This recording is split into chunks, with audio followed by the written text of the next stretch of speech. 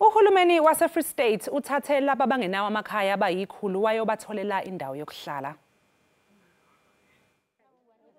Uma ubheka emgwaqeni yaseBloemfontein ubona kungejwayelekile laba abahlala emgwaqeni yedolobha ababona kulezi insuku phela nabo sebetholela indawo yokufihla ikhanda kulezi insuku ezingama-21 emva kokumiswa yonke into kulelizwe okuyisinyathelo esihle esithathwe ngohulumeni wase-Free State.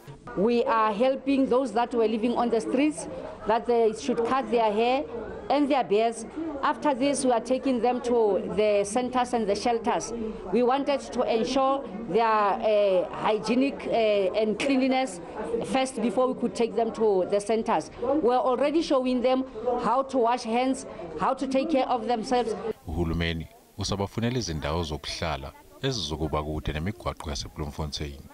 Iningi labo kulijabulisile lokho. The Premier has made a decision that he may take us away to take to our the center that will keep us safe, that we may not be affected by this virus. We dula